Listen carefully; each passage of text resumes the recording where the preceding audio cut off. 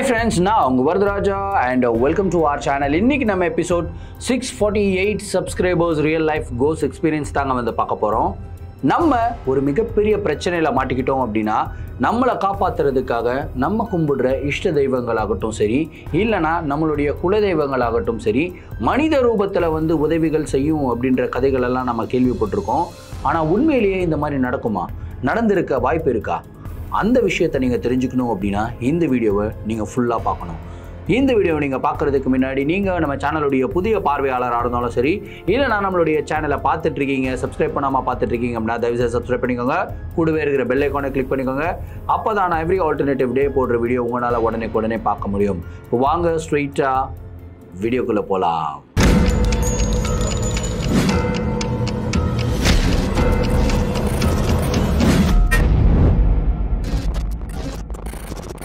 இந்த ஒரு நிகழ்வை நம்மளுக்கு சென்னையிலிருந்து சஞ்சய் அப்படின்ற ஒரு சப்ஸ்கிரைபர் மெயில் பண்ணி விட்டுருக்காரு. இந்த ஒரு அமானுஷமான நிகழ்வு அவருக்கு 2000 வருஷம் இருக்கு இல்லையா, அந்த காலகட்டத்தில் நடந்ததாக வந்து சொல்லியிருக்காரு. சரி, கதையுடைய ஸ்டார்டிலிருந்தே வர ஆரம்பிப்போமே.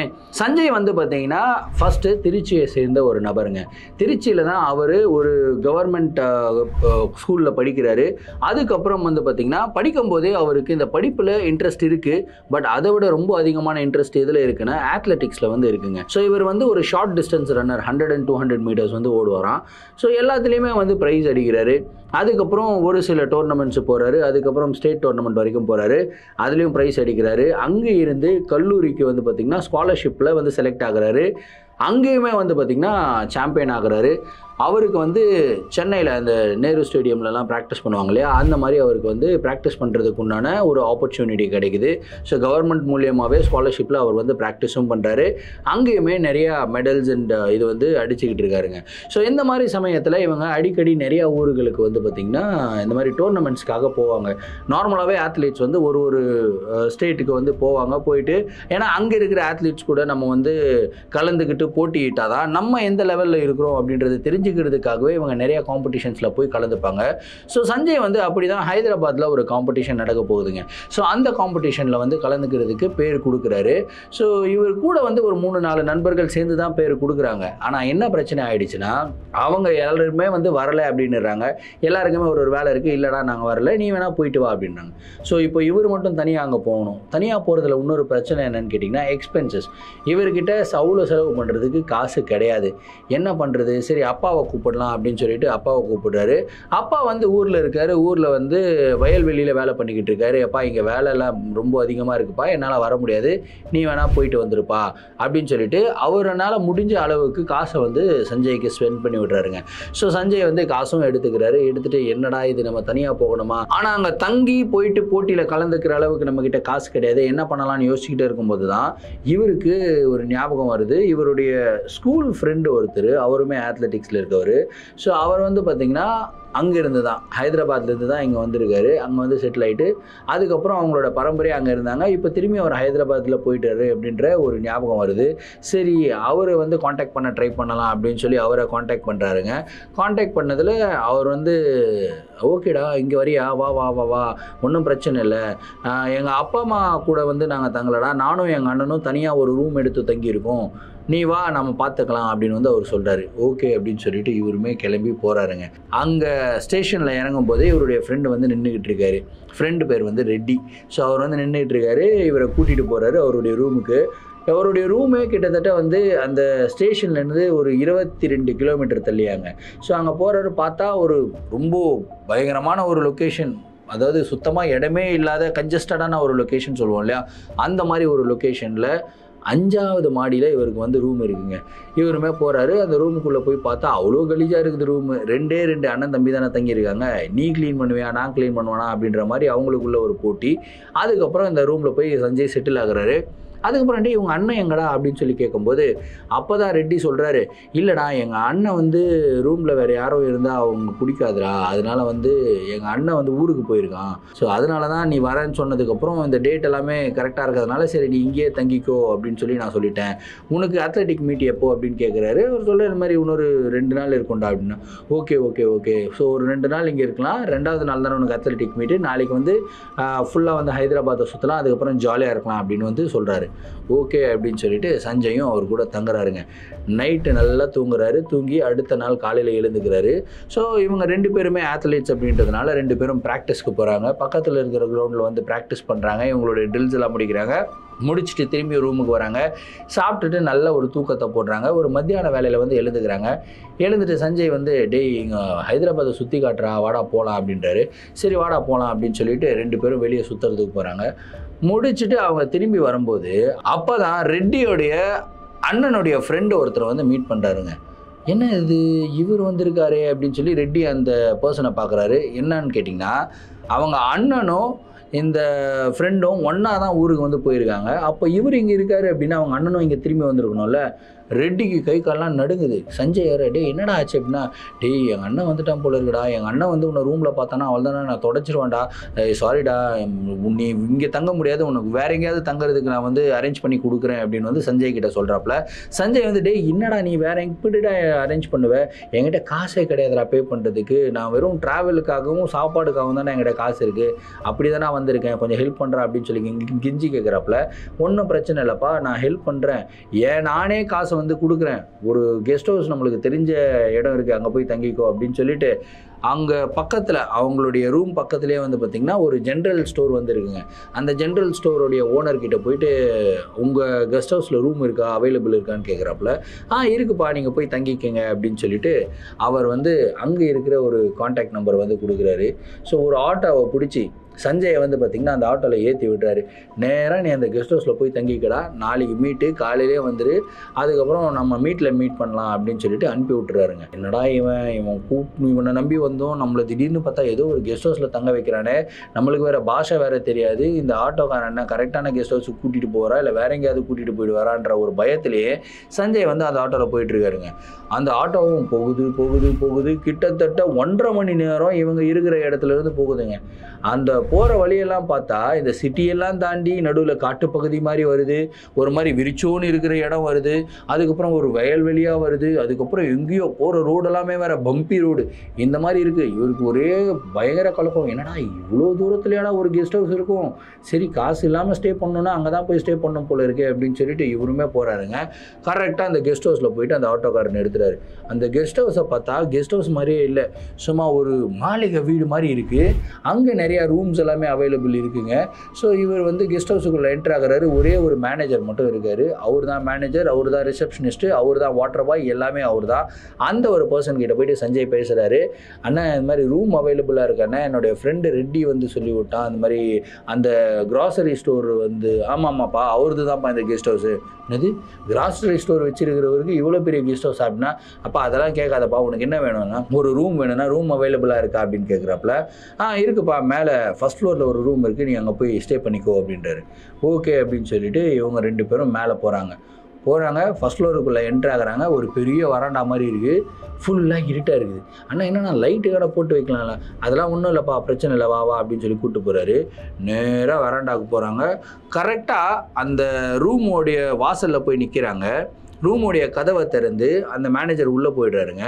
ஆனால் சஞ்சய்க்கு பட்டுன்னு ஏதோ ஒரு இன்ட்யூஷன் வருங்க. அதாவது நம்மளுடைய முன்னோர்கள் எல்லாம் நம்ம கூடவே இருந்தால், நம்ம ஏதாவது திடீர்னு ஏதாவது தப்பு பண்ண போனாலோ இல்லை ஏதாவது ஒரு பிரச்சனையில் மாட்டிக்கிட்டாலோ இல்லை மாட்ட போகிறோம் அப்படின்ற மாதிரி ஒரு சிச்சுவேஷன் இருந்தாலோ நம்மளுக்கு வந்து ஹிண்ட் கொடுக்குற மாதிரி ஏதாவது ஒரு சில விஷயங்கள் வந்து நம்மளுக்கு செய்கைகளாக காட்டுவாங்க, இல்லை ஏதாவது ஒரு விஷயங்கள் தடையை படுத்துகிற மாதிரி நடக்கும். அந்த மாதிரி வந்து பார்த்திங்கன்னா சஞ்சய்க்கு அந்த ரூமுக்குள்ளே போகிறதுக்கு உண்டான இன்ட்ரெஸ்டே வரல. இவருக்கு தோணுது இல்லை இந்த ரூமுக்குள்ளே போனால் நல்லா இருக்காது, ஏதோ ஒரு பிரச்சனை இருக்குது, வேணான்னு தோணுது. ஆனால் இவர்கிட்ட வேறு ஆப்ஷனே கிடையாது. சரி போகலாம் அப்படின்னு சொல்லி முடிவு பண்ணி இவர் வந்து நகர்றதுக்கு முயற்சி பண்ணுறாரு. ஆனால் இவரை யாரோ கட்டி போட்டு வச்ச மாதிரி அந்த இடத்த விட்டு இவரால் நகரவே முடியலைங்க. மேனேஜரும் உள்ளே போயிடுறாரு. அவர் பாட்டு தனியாக பேசிக்கிட்டு இருக்காரு போல இருக்குது. ஆனால் பின்னாடி பார்த்தா சஞ்சயை காணோம். அதுக்கப்புறம் ஒரு 10 நிமிஷம் கழிச்சு மேனேஜர் வெளியே வந்து எப்பா என்னப்பா இவ்வளோ நேரம் வெளியே நின்றுக்கிட்டு இருக்க, வாப்பா அப்படின்னு சொல்லிட்டு மேனேஜர் சஞ்சயோட கையை பிடிச்ச உடனே தான் அவருக்கு வந்து ரிலீஸ் ஆகுதுங்க. பட்டுன்னு வந்து பார்த்திங்கன்னா சஞ்சயும் ரூமுக்குள்ளே போகிறாருங்க. ரூமுக்குள்ளே போய் பார்த்தா ரூம் வந்து பெரிய ரூமாக இருக்குது. என்னடா இவ்வளோ பெரிய ரூமாக இவ்வளோ கம்மி வாடகை குடிக்கிறாங்க, சரி ஊருக்கு ஒதுக்குப்புறமா இருக்குது, அப்படி தான் கொடுப்பாங்க போல இருக்குது அப்படின்னு சொல்லிட்டு சுற்றி பார்க்குறாரு. ரூமெல்லாம் ஃபுல்லாக இருட்டாக இருக்குது. ஒரே ஒரு மிகப்பெரிய பால்கனி இருக்குது. சரி, அந்த பால்கனி டோரை ஓப்பன் பண்ணி வெளியே போய் பார்த்தா பால்கனியை ஒட்டுன மாதிரியே வந்து பார்த்திங்கன்னா ஒரு மிகப்பெரிய மரம் வளர்ந்துருக்குங்க. அந்த மரத்தோட பெரிய பெரிய கிளைகள் எல்லாம் பால்கனியை ஒட்டுன மாதிரி இருக்குது. அந்த மரத்தை பார்த்தாலே பழைய பேய் படத்தில் வர மரம் மாதிரியே இருக்குது. இது எல்லாமே ரொம்ப க்ரீப்பியான ஒரு வைபை வந்து கொடுக்குதுங்க. சஞ்சய் திரும்பியும் ரூமுக்குள்ளே வராரு, பால்கனியோட டோரை வந்து க்ளோஸ் பண்ணுறாரு. அதுக்கப்புறம் அந்த மேனேஜர்கிட்ட, ஆனால் அது மாதிரி சுத்தமாக இருட்டாக இருக்கு, ஏன்னா வெளிச்சமே இல்லையா அப்படின்னா அவர் உடனே பார்க்குறாரு, எதுவுமே பேசலை. அதுக்கப்புறம் அவர் நேராக போகிறாரு, ஒரு கபோர்டு இருக்குது, அந்த கபோர்டை ஓப்பன் பண்ணி சின்னதாக ஒரு 0 வாட்ஸ் பல்ப் எடுக்கிறாருங்க. அந்த 0 வாட்ஸ் பல்பை போட்டு விட்றாரு. போட்டு விட்டு இதான்ப்பா ரூமு, நீ ஸ்டே பண்ணிக்கோ அப்படின்னு சொல்லிட்டு அவர் கிளம்பி போயிடுறாரு. சஞ்சயும் சுற்றி முற்றி அந்த ரூமை பார்க்குறாரு. பார்த்தா ஒரு மாதிரி பயங்கர வைபாக இருக்குது. என்னடா இது பேய் பங்களாக்குள்ளே புகுந்த மாதிரியே இருக்கேடா அப்படின்ற ஒரு பயத்தோடு இவர் வந்து படுக்கிறதுக்காக போகிறாரு. ஏன்னா அடுத்த நாள் காலையில் இவர் வந்து மீட்டுக்கு போகணும் இல்லையா. ஸோ நல்லா படுத்து தூங்கிக்கிட்டு இருக்காருங்க. ஒரு 12 மணி அளவு இருக்கும். இவருக்கு ஏதோ ஒரு டிஸ்டர்பன்ஸ், இவருடைய கட்டிலுக்கு கீழே நடக்கிற மாதிரி ஒரு ஃபீல் வந்து வருது. தூக்கம் கலையுது. சரி, என்னடா இது தூக்கம் கலைஞ்சிருச்சு அப்படின்னு சொல்லி எழுந்து உட்கார்ந்து இருக்கும்போது கட்டிலுக்கு கீழே வந்து பார்த்தீங்கன்னா வளையல் இருக்கு இல்லையா, வளையலை தூக்கி டமால்னு போட்டால் கண்ணாடி வளையல் உடையும் இல்லையா, அந்த சத்தம் வந்து இவருக்கு கேட்குதுங்க. என்னடா இது கட்டலுக்கு கீழே சத்தம் கேட்குது அப்படின்னு சொல்லிட்டு கண்ணை மூடி கான்சென்ட்ரேட் பண்ணுறது, கரெக்டாக எங்கேருந்து கேட்குது அப்படின்னு சொல்லி. கரெக்டாக இவருடைய கட்டலுக்கு கீழே இருந்து தான் கேட்குது. ஆனால் கிட்டத்தட்ட ஒரு 2 மாடி மேலே இருந்து வளையலை தூக்கி வீசினா கீழே வந்து விழுகும்போது என்ன சவுண்டு வருமோ அந்த ஒரு சவுண்டு வருதுங்க. இந்த சவுண்டை கேட்ட உடனே சஞ்சய்க்கு அப்படியே படப்படம் நடிக்குது. உண்மையிலேயே இந்த ரூமில் நான் தனியாக இல்லை அப்படின்ற ஒரு ஃபீல் இவருக்கு வந்து வர ஆரம்பிக்குது. மெதுவாக இவர் என்ன பண்ணுறாருன்னா, ஒரு சின்னதான ஒரு டார்ச் லைட் வச்சுருக்காருங்க. அந்த டார்ச் லைட்டை ஆன் பண்ணி மெதுவாக அந்த கட்டலுக்கு கீழே போய் டார்ச் அடித்து பார்க்குறாரு. பார்த்தா அந்த இடத்துல எந்த ஒரு ஆக்டிவிட்டியும் கிடையாது. அதே டைமில் ஓரமாக ஒரு கபோர்டு வச்சுருந்தாங்க இல்லையா, அந்த கபோர்டுக்குள்ளே இருந்து யாரோ சிரிக்கிற மாதிரி, சிரிச்சுக்கிட்டே அழுகிற மாதிரி ஒரு பெண்ணுடைய குரலில் வந்து இவருக்கு ஒரு வாய்ஸ் கேட்குதுங்க. பயத்தோட உச்சகட்டத்தில் அந்த ஒரு சின்ன டார்ச் லைட்டை எடுத்து அப்படியே அந்த கபோர்டு மேலே அடிக்கிறாரு. ஆனால் அந்த கபோர்டு வரைக்கும் லைட் வந்து ரீச் ஆகலை. ஏன்னா அவர் வச்சுருக்கிறது ரொம்ப சின்ன டார்ச் லைட். பெரிய டார்ச் லைட்னால் கொஞ்சம் லைட் ஃப்ளோ கொஞ்சம் ஜாஸ்தியாக இருக்கும். ஸோ அந்த வெளிச்சத்தில் அப்படியே பார்க்கும்போது அந்த கபோர்டுக்கு பக்கத்தில் யாரோ தொங்கிக்கிட்டு இருக்காங்க அப்படின்றது மட்டும் தெரியுது. லிட்ரலாக ஒருத்தங்க மேலே மாட்டிக்கிட்டு தொங்குவாங்க இல்லையா, அந்த மாதிரி தொங்குற மாதிரி ஒரு பிம்பம் தெரியுது. தொங்குறது ஒரு சாரி கட்டின ஒரு பெண். ஆனால் அவங்களுடைய உடல் எல்லாமே வந்து பார்த்திங்கன்னா ஒரு மாதிரி எரிஞ்சு கருகி போய் அப்படியே தொங்குற மாதிரி. அவங்களுடைய ஃபேஸ் வந்து இவருக்கு கிளியராக தெரியல. சஞ்சய் வந்து பயத்தோட உச்ச கட்டத்தில் இருக்கார். அவர் என்ன பண்ணுறதுனே தெரியல. அப்படியே வந்து நடுங்குது உடம்பெல்லாம். நடுங்கிக்கிட்டு இருக்கும்போது பட்டுன்னு வந்து பார்த்தீங்கன்னா வெளியே பால்கனி இருக்கு இல்லையா, பால்கனிக்கு வெளியே அந்த மரம் சொன்னோம் இல்லையா, அந்த மரத்தோடைய கிளை வந்து ஆட்டோமேட்டிக்காக உடஞ்சி கீழே விழுகுதுங்க. உடஞ்சி கீழே விழுகிற அளவுக்கு அது சின்ன கிளை கிடையாது, ரொம்ப பெரிய கிளைகளாக வளர்ந்துருக்கு அந்த மரம். அந்த மாதிரி சைஸ் இருக்கிற கிளைகள் வந்து உடஞ்சி விழுகுது. இதுவே வந்து சஞ்சய்க்கு ஒரு மிகப்பெரிய பயத்தை உண்டாக்குது. பயத்தோட உச்சகட்டத்தில் இருக்கும்போது திடீர்னு யாரோ அந்த ரூமில் ஒரு பெண்ணுடைய குரலில் பயங்கரமாக கத்துற மாதிரி அப்படின்னு ஒரு கத்துவாங்களே, அந்த மாதிரி ஒரு சவுண்டு வந்து இவருக்கு கேட்குதுங்க. அந்த சவுண்டை கேட்டு அப்படியே சுற்றி முற்றி பார்க்குறாரு. சுற்றி முற்றி பார்த்தா இவருக்கு கண்ணு முன்னாடி எல்லாம் ஒரு புகை மூட்டமாக இருக்குது. அந்த புகை மூட்டத்துக்கு உள்ளே இருந்து யாரோ ஒரு பெண் இவரை நோக்கி நடந்து வர மாதிரி சவுண்டு வந்து கேட்குதுங்க. அந்த சவுண்டுடைய உச்ச கட்டத்தில் இருக்கும்போது இவர் அப்படியே உத்து பார்த்துக்கிட்டு இருக்காரு. இவர் பார்க்கக்கூடாதுன்னு நினைக்கிறாரு. ஆனால் இவருடைய உடம்பை இவரால் கண்ட்ரோல் பண்ண முடியலை, இவருடைய கண்ணை இவரால் கண்ட்ரோல் பண்ண முடியல. இன்ஃபேக்ட் இவருடைய விழிகள் கூட மூட முடியல அப்படின்னா பார்த்துக்கோங்களேன். அந்த அளவுக்கு இவரை யாரோ கண்ட்ரோல் பண்ணி வச்சிருக்கிற மாதிரி அப்படியே உத்து பார்த்துக்கிட்டு இருக்காருங்க. இவருடைய கை கால்லாம் நடுங்குது. அப்படியே லிட்டரலாக இவருக்கு வந்து ஃபிட்ஸ் வந்த மாதிரி டகடகடகடகடகடன்னு கை கால்லாம் ஆடுது. அப்படியே பார்த்துக்கிட்டே இருக்கும்போது கரெக்டாக அந்த ஒரு ஆன்மா இவர் பக்கத்தில் வந்து நிற்குது. அப்படியே முகத்தை இப்படி வைக்குதுங்க. முகம்லாம் அப்படியே கருகி போன மாதிரி, முகம் வந்து கிளியராக தெரியல, ஒரு மாதிரி கருகி போன நிலையில் இருக்குது. அப்படியே பார்க்கறதுக்கே ரொம்ப பொறாமையாக இருக்குங்க. ஆனால் அந்த ஆன்மா அப்படியே சிரிச்சுக்கிட்டே இவர் பக்கத்தில் வருது. இவரை வந்து கண்ட்ரோல் பண்ணி அட்டாக் பண்ணுறதுக்கு முயற்சி பண்ணுதோ அப்படின்ற பயத்தில் இப்படி இருக்கும்போது திடீர்னு இவருடைய முகத்திலிருந்து அந்த ஆன்மா அப்படியே கீழே இவருடைய கழுத்தில் ஒரு டாலர் தொங்குதுங்க. அந்த ஒரு டாலரை பார்த்து கத்துதுங்க. கத்திட்டு அப்படியே திரும்பி அந்த கபோர்டு பக்கத்தில் போய் உட்காந்துக்குது. என்னடா இது, என்ன இப்படி பார்த்து கத்துட்டு போகுது அப்படின்னு சொல்லிட்டு இவர் பார்க்குறாரு. அப்போ தான் இவருக்கு தெரியுது, இவருடைய கழுத்தில் எப்பயுமே ஒரு முருகன் டாலர் வந்து போட்டிருப்பாருங்க. அந்த முருகன் டாலரை வந்து அந்த ஆன்மா பார்த்துட்டு கத்திட்டு போய் அந்த கபோர்டு ஓரத்தில் போய் உட்காந்துருக்கு. அதை பார்த்த உடனே இவர் தெரிஞ்சுக்கிறாரு, ஆஹா இந்த ஆன்மா கிட்ட இருந்து நம்ம தப்பிக்கணும் அப்படின்னா நம்ம முருகனை வேண்டுனா போதும் அப்படின்னு சொல்லிட்டு கந்த சஷ்டி கவசம் வந்து பாட ஆரம்பிக்கிறாருங்க. இவர் கந்த சஷ்டி கவசம் பாட பாட பாட பாட பாட அந்த ஆன்மா வந்து பார்த்தீங்கன்னா உள்ள பயங்கரமாக கத்துறது மட்டும் இல்லாமல் திடீர்னு கபோர்டில் வந்து ஓங்கி போய் அடிக்குது. அதுக்கப்புறம் கபோர்டில் இருந்து வந்து பார்த்திங்கன்னா டப்புன்னு மேலே போயிட்டு சீலிங்கில் தலைகீழாக பிடிச்சிக்கிட்டு தொங்குது. அதுக்கப்புறம் ஒரு மாதிரி இவருடைய பெட்டை சுற்றி ஓடுது. இவரை வந்து எப்படியாவது அந்த பாட்டு பாட விடாமல் கந்த சஷ்டி கவசத்தை பாட விடாமல் நிறுத்தணும் அப்படின்ற மாதிரி எல்லா முயற்சிகளும் அந்த ஒரு ஆன்மா பண்ணிக்கிட்டு இருக்கு. ஆனால் இவர் கண்டினியூஸாக கந்த சஷ்டி கவசம் பாடிக்கிட்டே இருக்காரு. லிட்ரலாக இவருடைய கண்ணு முன்னாடி நடக்கிற விஷயங்கள் எல்லாம் பார்த்து இவர் பயத்தோட உச்சகட்டத்தில் இவருடைய வாய்ஸ்லாம் அப்படியே ஃப்ரீஸ் ஆகுது. இவர் கொஞ்சம் கூட எதிர்பார்க்காத மாதிரி என்ன நடக்குது அப்படின்னா அந்த ஆன்மா நேராக போயிட்டு அந்த பால்கனியில் இடிக்குதுங்க. பால்கனியில் இடிச்சுட்டு பால்கனிலேருந்து வெளியே அந்த மரம் இருக்கு இல்லையா, அந்த மரத்துடைய மிகப்பெரிய கலை மேலே உட்காந்துக்கிட்டு அப்படியே இவரை பார்த்து ஒரு மாதிரி கோவத்தோட அப்படின்லாம் பண்ணுது. இவருக்கு என்னன்னே தெரியல. அப்படியே அதை பார்க்குறாரு. பார்க்க பயம் வேற ஒரு சைடு அப்படியே இவருடைய வாய்ஸ் எவ்வளோ நேரம் தான் இவரும் வந்து கந்த சஷ்டி கவசம் பாடிக்கிட்டே இருப்பார். இவருடைய தொண்டையெல்லாம் அப்படியே வறண்டு போகுது. ஐயோ முருகா என்னால் என்னுடைய வாய்ஸே வெளியே வரலையே முருகா, நான் ஒரு வேளை நிறுத்திட்டேன் அப்படின்னா இந்த ஆன்மா என்ன பண்ணுன்னு தெரியல, இப்போ வந்து பயங்கரமான உக்கிர நிலையில் இருக்குது, முருகா நீ தான் என்னை காப்பாற்றணும், முருகா நீ தான் என்னை காப்பாற்றணும் அப்படின்னு சொல்லி வேண்டி சொல்லும் போது பயங்கரமாக எனக்கு புள்ள இருக்குதுங்க. முருகா என்னை காப்பாற்றுன்னு அப்படி வேண்டிக்கிட்டே இருக்கும்போது பட்டுன்னு அந்த டைமில் இவருக்கு யாரோ 2 பேர் இவருடைய ரூமுக்கு வெளியே நின்று பேசிக்கிட்டு இருக்க மாதிரி ஒரு வாய்ஸ் கேட்குது. அந்த வாய்ஸை கேட்ட உடனே அவ்வளோ நேரம் இவருடைய உடம்பு வந்து கட்டி போட்டு வச்ச நிலையில் இவரால் அந்த இடத்துல இருந்து நகரவே முடியல. அந்த மாதிரி இருக்கிற நிலையிலிருந்து பட்டுன்னு இவருடைய உடம்பு ரிலீஸ் ஆன மாதிரி இருந்ததுங்க. பெட்டில் இருந்து எழுந்து நேராக ஓடுறாரு. ஓடி போய் கதவை திறக்கிறாரு. வெளியே ஓடி போய் பார்த்தா அந்த கெஸ்ட் ஹவுஸோடைய மேனேஜரும் ஒரு 6 அடி உயரம் உள்ள ஒரு ஆளும் அந்த இடத்துல நின்றுக்கிட்டு இருக்காங்க. அந்த ஒரு பர்சன் ஃபார்மலாக ட்ரெஸ் பண்ணியிருக்காப்புல. முகம் பார்க்கறதுக்கே அவ்வளோ தேஜஸாக இருக்குன்னு சொல்லுவாங்க இல்லையா, அந்த மாதிரி தேஜஸுடைய ஒரு முகம். அவருடைய கையில் வந்து பார்க்குறாரு. அந்த பர்சன் வந்து நின்று அந்த மேனேஜர்கிட்ட பேசிக்கிட்டு இருக்காரு. அந்த 6 அடி பர்சனுடைய கையில் பார்க்குறாரு. முருகனுடைய வேல் வந்து பார்த்திங்கன்னா பச்சை குத்தி வச்சுருக்காருங்க. இவர் பார்த்த உடனே இது எதுவுமே தோணலை. இவர் நேராக போகிறாரு. போயிட்டு அந்த பர்சனை பார்த்த உடனே அந்த பர்சன் வந்து பார்க்குறாரு. பார்த்துட்டு சிரிச்சுட்டே இருக்காரு. மேனேஜர் வந்து பார்த்தீங்கன்னா ஓகே சார் இதுதான் அவங்க ரூம்னு சொல்லிட்டு அவர் கீழே கிளம்பி போயிடுறாரு. என்னப்பா என்னாச்சு அப்படின்னு சொல்லி அந்த பர்சன் வந்து தமிழில் பேசுகிறாரு. தமிழில் பேசுகிறத கேட்ட உடனே சஞ்சய்க்கு கண்ணிலேருந்து அப்படியே தண்ணி தாரையாக ஊற்றுது கண்ணீர்.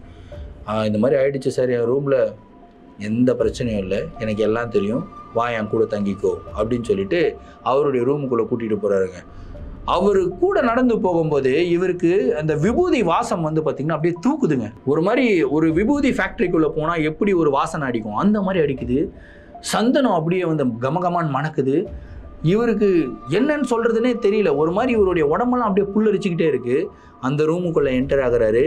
என்டர் ஆகி அந்த ஒரு பர்சன் வந்து பெட்டில் படுக்கிறாரு. நீயும் கூடிய படுத்துக்கப்பா அப்படின்னு சொல்லி படுக்க வைக்கிறாருங்க. ஒரு அம்மா எப்படி அரவணைப்பாங்களோ அந்த மாதிரி அந்த பர்சன் வந்து அரவணைச்ச மாதிரி இருந்தது. இவர் வந்து கேட்குறாரு, நீங்கள் யாருங்க, எங்கேருந்து வந்திருக்கீங்க, இந்த மாதிரி எல்லாம் சஞ்சய் பேசிக்கிட்டு இருப்பாப்புல. ஆனால் அது எதுக்குமே அவர் வந்து பதில் சொல்லலையாங்க. சிரிச்சுக்கிட்டே இருக்காரு. கம்முன்னு அவர் பாட்டுக்கு படுத்துட்டு இருக்காரு. அதுக்கப்புறம் எப்படி தூங்கினே தெரியல, சஞ்சய் வந்து தூங்கிடுறாரு. அடுத்த நாள் 9 மணிக்கு அத்லெட்டிக் மீட்டுக்கு வந்து போகணும். ஒரு 6 மணிக்கு தான் இவருக்கு வந்து மிளிப்பு வருதுங்க. முழிச்சு பார்த்தா இவர் மட்டும் தனியாக இருக்காரு ரூமில். அந்த ஒரு பர்சன் இல்லை. என்னடா இது இல்லையே, பார்க்குறாரு. பார்த்தா 6 மணி. பயத்தோட உச்சகட்டத்தில் இவருடைய ரூமுக்குள்ளே என்ட்ராகி இவருடைய அந்த திங்ஸ் எல்லாம் எடுத்துகிட்டு வந்து இன்னொரு ரூம் இருக்கு இல்லையா, அந்த ரூமில் தான் இவர் குளிச்சு ரெடி ஆகுறாரு. ரெடி ஆகிட்டு கீழே போகிறாரு. அந்த மேனேஜர்கிட்ட வந்து போயிட்டு அந்த கூட ஒருத்தர் தங்கியிருந்தாருங்களே அவர் எங்கெங்கே போனார் அப்படின்னு சொல்லி கேட்கும்போது அப்போ தான் மேனேஜர் சொல்கிறாரு, அவர் வெறும் 2 மணி நேரத்துக்கு தான் ரூம் வேணும் அப்படின்னு சொல்லி புக் பண்ணியிருந்தாரு. அதுக்கப்புறம் வந்து காசை கொடுத்துட்டு போயிட்டாருப்பா அப்படின்னு வந்து சொல்கிறாரு மேனேஜர். இவருக்கு என்ன நினைக்கிறதுனே தெரியல. வந்து காப்பாற்றுனது யார், சாட்சாத் முருகனா அப்படின்னும் தெரியல. இவர் நேராக போகிறாரு. இந்த கெஸ்ட் ஹவுஸில் அப்படி என்ன தான் இருக்குது, அந்த ரூமில் யார், அந்த ஆன்மா யார் அப்படின்றதெல்லாம் இவருடைய மைண்டுக்குள்ளே ஓடிக்கிட்டு இருக்குங்க. அதுக்கப்புறம் அப்படியே நடந்து போனால் பக்கத்தில் டீ கடை. சரி ரொம்ப பசிக்குது, டீயும் பன்னும் சாப்பிடுவோம் அப்படின்னு சொல்லிட்டு பன் வாங்கிட்டு டீயை வாங்கி குடிச்சிட்டு அந்த ஒரு டீ கடை மாஸ்டர் இருப்பார் இல்லையா, அவர்கிட்ட வந்து பேச்சு கொடுக்குறாரு. அவருக்கு தெரிஞ்ச ஓட்ட தமிழில் வந்து அவர் வந்து பேசுகிறாரு, என்ன நடந்தது அந்த கெஸ்ட் ஹவுஸில் அப்படின்னு கேட்கும்போது அப்போ தான் அவர் சொல்கிறாரு, இந்த மாதிரி அந்த கெஸ்ட் ஹவுஸ் வந்து பல வருடங்களாக பூட்டப்பட்ட நிலையில் இருந்தது. கிட்டத்தட்ட ஒரு 40-50 வருஷத்துக்கு முன்னாடி அந்த கெஸ்ட் ஹவுஸ் வந்து ஒரு வீடாக இருந்தது. அந்த வீட்டில் வந்து ஒரு குடும்பம் தங்கியிருந்தாங்க, ரொம்ப பணக்கார குடும்பம். அப்பா, அம்மா, பையன், அதுக்கப்புறம் அவருடைய ஒய்ஃபு. அந்த புதுசாக கல்யாணம் ஆகி வந்த பொண்ணை வந்து ரொம்ப குடும்பப்படுத்துவாங்க மாமனார் மாமியார். அதுக்கப்புறம் ஹஸ்பண்டுமே வந்து பார்த்திங்கன்னா ப்ராப்பரான ரிலேஷன்ஷிப்பில் கிடையாதாங்க. நிறையா பெண்கள் கூட தொடர்பு, இந்த மாதிரி ரொம்ப மோசமான ஒரு பர்சன். ஸோ ஒரு நாள் என்ன பண்ணியிருக்காரு, நல்லா குடிச்சிட்டு இன்னொரு பெண்ணை வந்து இவருடைய வீட்டுக்குள்ளே கூட்டிகிட்டு வந்துடுறாருங்க. கூட்டிகிட்டு வந்ததில் அந்த டைமில் மிகப்பெரிய சண்டை போட்டிருக்கு இந்த மருமக, புதுசாக பொண்டாட்டி அந்த பொண்ணு. பயங்கரமாக சண்டை போட்டு, நான் இருக்கும்போது எப்படி இன்னொரு பொண்ணை வந்து நீ கூப்பிட்டு வரலாம் வீட்டுக்குள்ளே அப்படின்னு சொல்லிட்டு செம்ம சண்டை. அதுக்கப்புறம் அந்த கூட்டிகிட்டு வந்த பொண்ணை அனுப்பிச்சி விட்டுறாரு அவர். ஆனால் இந்த வெஞ்சன்ஸை வச்சுக்கிட்டு அந்த ஒரு பர்சன் என்ன பண்ணியிருக்கான் அப்படின்னா, இந்த பொண்டாட்டியை வந்து மேலே அந்த ரூம் இருக்குல்லையா, அந்த ரூம் கூப்பிட்டு போய் வாயெல்லாம் கட்டி நெருப்பு வச்சு கொளுத்தி விட்டுருக்காங்க. நெருப்பு வச்சு கொளுத்துனதில் அவங்க உயிரோடு எரிஞ்சு இறந்து போயிருக்காங்க. அதுக்கப்புறம் அந்த ஃபேமிலி யாருக்குமே தெரியாத அதை வந்து ஒரு தானாகவே இறந்து போயிட்டாங்க அப்படின்ற மாதிரி செட் பண்ணிவிட்டு அதுக்கப்புறம் அந்த ஒரு கெஸ்ட் ஹவுஸை வந்து விற்றுருக்காங்க. இந்த ஜென்ரல் ஸ்டோர் ஓனருக்கு வந்து விற்றுட்டு அவங்க வந்து கிளம்பி எங்கே போனாங்கன்னு யாருக்குமே தெரியாது. அப்படியே அப்ஸ்காண்ட் ஆகிட்டாங்க அப்படின்றது வந்து தெரிய வருது. ஆனால் இந்த கெஸ்ட் ஹவுஸை வாங்கின இந்த ஜென்ரல் ஸ்டோர் ஓனர் வந்து கிட்டத்தட்ட பல மணி நேரம் தள்ளி இருக்காருன்னு சொன்னேன் இல்லையா, ஒரு 1.5 மணி நேரம் ட்ராவல், ரொம்ப டிஸ்டன்ஸில் இருக்கார். ஸோ அவருக்கு வந்து இதோடைய ஹிஸ்ட்ரிலாம் தெரியாது, வாங்கிட்டார். வாங்கினதுக்கப்புறம் அவர் வந்து தங்கவும் முடியல. சரி நம்ம தங்க முடியல, இதை வந்து கெஸ்ட் ஹவுஸாக மாற்றிடலாம் அப்படின்னு சொல்லிட்டு கெஸ்ட் ஹவுஸாக மாற்றிருக்காரு. அதுக்கப்புறம் அந்த ரூமில் தங்கியிருக்கிற ஒரு சில நபர்களுக்கு மட்டும் இந்த மாதிரி நிகழ்வுகள் நடந்திருக்கு அப்படின்றத வந்து சொல்கிறாருங்க. இதை கேட்ட உடனே சஞ்சய் ஆடி போயிடுறாருங்க. அதுக்கப்புறம் அத்லெட்டிக் மீட்டுக்கு போயிருக்காரு. அவரால் மீட்லேயும் ஒழுங்காக பர்ஃபார்ம் பண்ண முடியல, ஏன்னா ஒழுங்காக சாப்பிடலை, ரெஸ்ட் எடுக்கல. ஒரு அத்லெட் என்னென்னலாம் பண்ணக்கூடாதோ, எவ்வளோ கஷ்டப்படக்கூடாதோ எல்லா கஷ்டமும் பட்டுட்டு இருக்காரு. அதுக்கப்புறம் அவர் கிளம்பி ஊருக்கும் வந்துடுறாருங்க. அதுக்கப்புறம் அவருடைய அத்லெட்டிக்கோடைய பர்ஃபார்மன்ஸே வந்து டோட்டலாக டவுன் ஆகிட்டதாகவும், அவர்னால எவ்வளோ அளவுக்கு நல்லா பர்ஃபார்ம் பண்ணியிருந்தாரோ அவ்வளோ அளவுக்கு அவருடைய லிமிட்டை ரீச் பண்ணவே முடியல அப்படின்னு சொல்லிட்டு இந்த ஒரு இன்சிடென்ட்டுக்கு அப்புறம் அவருடைய அத்லெட்டிக்கோடைய கெரியரே வந்து ஸ்பாயில் ஆகிடுச்சு. அப்புறம் அவர் வந்து ஒரு கோச்சாக இப்போ வந்து பண்ணிட்டு இருக்காரு, நிறைய பசங்களை ட்ரெயின் பண்ணிட்டு இருக்காரு அப்படின்னு சொல்லியிருந்தாரு. ஸோ இந்த ஒரு நிகழ்வை கேட்கும் போதே எனக்கு பயங்கர ஷாக்கிங்காக இருக்குங்க. ஆனால் இவ்வளோ ஷாக்கிங்காக இருந்தாலும் ஒரே ஒரு விஷயம் எனக்கு ரொம்பவும் சந்தோஷத்தை கொடுக்குது. நம்ம ஒரு கஷ்டத்தில் இருக்கும்போது 2 விஷயங்கள் சொல்லுவாங்க. நம்மளுடைய மூதாதையர்கள் வந்து பார்த்திங்கன்னா எப்பயுமே நம்மளுக்கு சப்போர்ட்டாக கூட நிற்பாங்க, அதுவும் ஆபத்தான சமயத்தில் கூட நிற்பாங்கன்னு சொல்லுவாங்க. அந்த மாதிரி ஒரு இண்டிகேஷன் வந்து அவங்களுமே கொடுத்துருக்காங்க. சஞ்சய்க்கு ஹெல்ப் பண்ணணும்னு நினச்சிருக்காங்க. ஆனால் அவங்களையும் மீறி உள்ளே போகும்போது எதுவுமே முடிஞ்சு போச்சுரா அப்படின்னு சொல்லி நினச்சிக்கிட்டு இருக்கிற தருணத்தில் இன்னமும் முடியல, நான் இருக்கேன் அப்படின்னு சொல்லி நம்மளுடைய இஷ்ட தெய்வம் இல்லைனா குலதெய்வம் வந்து நம்மளை காப்பாற்றும், நம்மளுடைய நம்பிக்கை நம்மளை காப்பாற்றும் அப்படின்னு சொல்லுவாங்க இல்லையா. அப்படி சஞ்சயை சாட்சாத் அந்த முருகனே வந்து காப்பாற்றினாரு அப்படின்னு சொல்லி தான் நான் நினைக்கிறேன். நீங்கள் என்ன நினைக்கிறீங்க அப்படின்றத கமெண்ட்டில் சொல்லுங்கள். இந்த ஒரு வீடியோவை பற்றின உங்களுடைய கருத்துக்களை கமெண்ட்டில் தெரிக்க விடுங்க. இதே மாதிரி உங்களுடைய வாழ்க்கையில் ஏதாவது அமானுஷமான நிகழ்வுகள் நடந்திருந்து அந்த நிகழ்வுகளை என்கிட்ட ஷேர் பண்ணணும்னு நினச்சிங்கன்னா என்னுடைய இன்ஸ்டாகிராமில் ஃபாலோ பண்ணிவிட்டு இன்ஸ்டாகிராமில் டிஎம் பண்ணுங்கள், இல்லைனா என்னுடைய மெயில் ஐடிக்கு மெயிலாக சென்ட் பண்ணிவிடுங்க. கண்டிப்பாக உங்களுடைய நிகழ்வுகளும் நம்மளுடைய சேனலில் வீடியோஸாக போடப்படும். மீண்டும் அடுத்த வீடியோவில் சந்திக்கும் வரை நான் உங்கள் Varadaraja, signing off. Thank you and bye.